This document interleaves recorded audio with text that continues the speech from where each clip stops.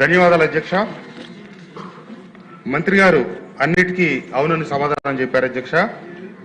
2019 నుంచి 24 వరకు రాష్ట్రంలో పరిపాలన చేసిన ప్రభుత్వ హయాంలో తీసుకున్న మద్యం విధానం రాష్ట్ర ప్రజల్లో తీవ్రంగా ఇబ్బంది పెట్టింది అన్నది ఈ సభలో చెప్పాల్సిన నిజం అధ్యక్ష. దశల వారీగా మద్యపాన నిషేధం అంటూ రాష్ట్ర ప్రజల్ని ఆనాటి ప్రభుత్వం తీవ్ర ఇబ్బందులు పెట్టడం జరిగింది అధ్యక్ష. దానికి నిదర్శనం అనుకోకుండా ఈ ప్రశ్న సభలోకి వచ్చే సమయానికే నిన్నే సుప్రీంకోర్టులో కూడా ఆ కేసులో ప్రధానమైన నిందితుడు విజయసాయి రెడ్డి గారి మాటల ద్వారా చెప్పాలంటే కింగ్ పిన్, ఆ కింగ్ పిన్ అనుకున్న కింగ్ ఎవరో కూడా బయటికి రావాల్సిన అవసరం ఉంది అధ్యక్ష. ఆ కింగ్ పిన్ అన్ని చేశాడన్నారు. నిన్న సుప్రీంకోర్టులో 3,500 కోట్ల రూపాయలు స్కామ్ కాబట్టి ఇతనికి 300 రోజులైనా కూడా బెయిల్ ఇవ్వం, బెయిల్ గురించి అడగొద్దు అని కూడా సుప్రీంకోర్టు నిర్ణయం చెప్పడం జరిగింది. ఇది ఆనాటి ప్రభుత్వం నాణ్యమైన బ్రాండ్లు అందుబాటులో లేకపోవటం, నాసి రకం మద్యం, దీంతో ప్రజలు తీవ్రంగా ఇబ్బంది పడ్డారు అధ్యక్ష. ఆ రోజున మద్యం తయారీ కంపెనీల నుంచి కమిషన్ల రూపంలో లిక్కర్ కేసుపై 250 రూపాయలు, బీరు తదితర వాటి మీద 150 రూపాయలు కమిషన్లు తీసుకొని ఒక వ్యవస్థీకృత నేరం కింద దీన్ని మార్చి ఈ రోజున సిట్ ఏర్పాటు చేస్తే తేలింది ఏంటంటే 3,500 కోట్ల పైచీలకు దీంట్లో కుంభకోణం ఉన్నట్టుగా బయటపడింది అధ్యక్ష. ఇంకా విచారణ జరుగుతూ ఉంది, కోర్టుల్లో కూడా ఉంది, కొంతమంది నిందితులు అరెస్ట్ అయి ఉన్నారు. సరే, మన ప్రభుత్వం వచ్చిన తర్వాత ఆ విషయాల్ని ప్రజలకు ఏమైతే ఇబ్బంది కలిగి నాసి రకం మద్యం కావలసిన బ్రాండ్లు దొరక్క తీవ్ర అవస్థలు పడతా ఉంటే ధర పెంచితే ప్రజలు మద్యం తాగరు అనే ఒక సాకు చూపిస్తూ ధరలు కూడా పెంచి ప్రజలకి నాణ్యమైన మద్యం అందుబాటులో లేకుండా చేసినందువల్ల చాలా ఇబ్బందులు పడ్డారు. ఈ కూటమి ప్రభుత్వం అధికారంలోకి వచ్చిన తర్వాత కింద తరగతి ప్రజలు వాళ్ళు అలవాటు పడిన తర్వాత ఆ అలవాటు మానుకోలేని పరిస్థితి ఉంటే 99 రూపాయలకే మద్యం అందుబాటులో తీసుకురావడం జరిగింది అధ్యక్ష. నేను ప్రధానంగా అడుగుతా ఉంది ఏంటంటే, ఒక్క నిమిషం అధ్యక్ష ముగిస్తాను.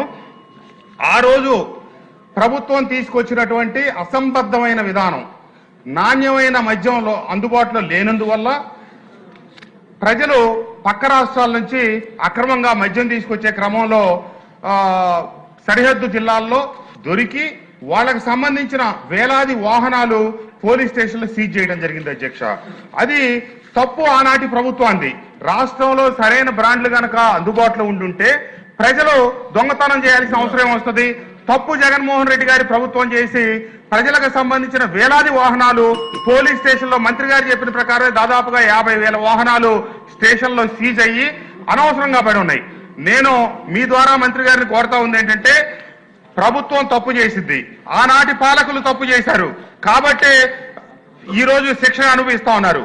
కానీ ప్రభుత్వం తీసుకున్న అసంబద్ధమైన విధానాల వల్ల వాళ్ళ వాహనాలు ఆగిపోయినాయి. దానికి నేను కోరుతా ఉంది ఏంటంటే, అది ఆ తీసుకురావటాన్ని నేను సమర్థించట్లేదు అధ్యక్ష.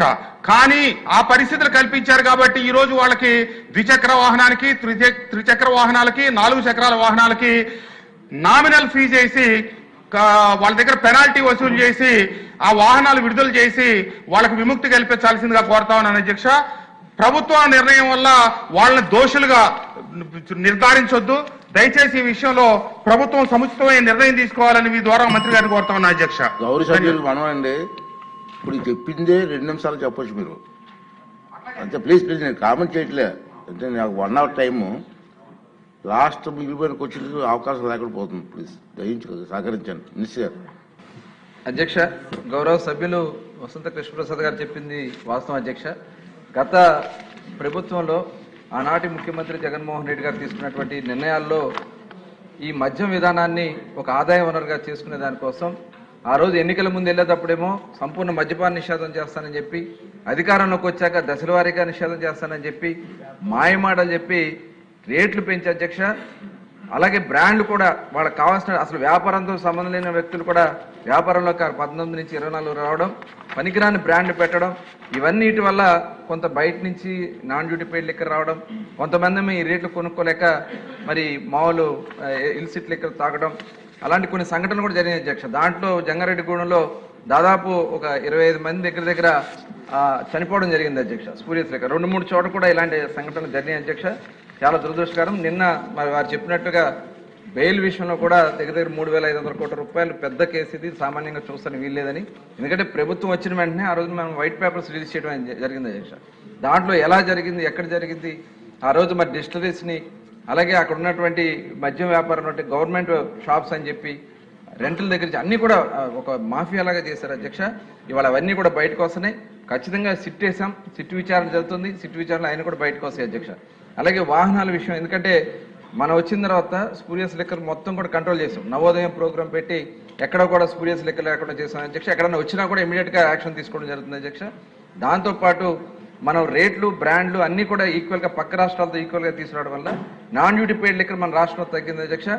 మన రాష్ట్ర ఆదాయంలో బోర్డర్ డిస్ట్రిక్ట్స్లో పెరిగింది అధ్యక్ష. ఇవాళ ఎందుకంటే ప్రభుత్వ ఆదాయం, ప్రజల ఆరోగ్యం. ఇవాళ ఆ ఇల్సిట్ లిక్కర్ తాగి అనేక మంది లివర్లు లాస్ట్ గవర్నమెంట్లో ఇచ్చినటువంటి కొన్ని బ్రాండ్స్ వల్ల కూడా చాలా మంది హెల్త్ పాడైపోయింది అధ్యక్ష. లివర్లు పోయినాయి, కిడ్నీలు పోయినాయి, చాలా మంది బ్రెయిన్ స్ట్రోక్స్ వచ్చినాయి. ఆ కేసులు చాలా మంది మరణాలు కూడా చెందినాయి జరుగుతున్నాయి అధ్యక్ష. అందుకనే ఇవాళ 13 రకాలైనటువంటి ల్యాబ్స్లో టెస్టులు చేసి ఈఎన్ఏ దగ్గర నుంచి డిస్టిలరీస్ దగ్గర నుంచి షాప్స్ వరకు వెళ్ళే వరకు కూడా టోటల్ మనం దాని మీద పూర్తి స్థాయిలో మన ఆధీనంలో పెట్టుకున్న అధ్యక్ష. సిట్ విచారణ కూడా చేయడం జరిగింది అధ్యక్ష. మొన్న కూడా రీసెంట్గా మొలకల చెరువులో కూడా కొంత దీన్ని అంటే ప్రభుత్వం మీద అపాస్పాలు చేయాలనే దృష్టితో మొలకల చెరువులో అలాగే ఇబ్రహీంపట్నంలో కూడా చేయడం జరిగింది అధ్యక్ష. వాళ్లే వైసీపీ నాయకులు కొంతమంది చేశారు. దాని మీద కూడా సిట్ చేసి విచారణ జరుగుతుంది. దాంట్లో కూడా ప్రధాన ముద్దాయిలు కూడా వైసీపీ నాయకులు కూడా ఉండడం జరిగింది, మంత్రులుగా చేసినటువంటి వ్యక్తులు కూడా ఉండడం జరిగింది అధ్యక్ష. ఇది చాలా దురదృష్టకరం. ముఖ్యంగా వాహనాల గురించి చెప్పారు అధ్యక్ష. ఇవాళ 26,846 వాహనాలు మనం సీజ్ చేయడం జరిగింది. దాంట్లో 4,358 వాహనాలని మనం రిలీజ్ చేయడం జరిగింది అధ్యక్ష. అంటే కోర్టు డైరెక్షన్ వల్ల కానీ మనకు అప్పీల్ చేసుకున్న దాని మీద కానీ 4,358 వాహనాలని చేసాం అధ్యక్ష. అలాగే కొన్ని ఆక్షన్ కూడా చేసాం అధ్యక్ష. ఖండానికి వచ్చినప్పుడు 18,047 వాహనాలని ఆక్షన్ చేయడం కూడా జరిగింది. ఇంకా 4,441 వాహనాలు ఉన్నాయి. అవి కూడా అప్పీల్ చేసుకోవడానికి కోర్టు స్టేజెస్లో ఉన్నాయి కాబట్టి దాంట్లో నిర్ణయాలు వచ్చిన తర్వాత, ఎందుకంటే ఇది కొద్దిగా కఠినంగా ఫారెస్ట్ డిపార్ట్మెంట్కి అన్నిటికన్నా యూనిఫామ్గా ఉంటుంది అధ్యక్ష. వాహనాలని నిజంగా దాంట్లో వాళ్ళు ఇన్వాల్వ్మెంట్ ఉందంటే మటుకు ఇవ్వడానికి అవకాశాలు ఉండదు కాబట్టి అవి ఇవ్వలేము. కానీ ఈ కోర్టు కేసులో కానీ మనకు అప్పీల్ చేసుకున్న దాంట్లో కానీ క్లియర్ చేయడానికి ప్రయత్నం చేస్తాం అధ్యక్ష. ఓకే అండి, ధన్యవాదాలు. క్వశ్చన్ నెంబర్ 1211 వ్యవసాయ శాఖ మంత్రి గారు.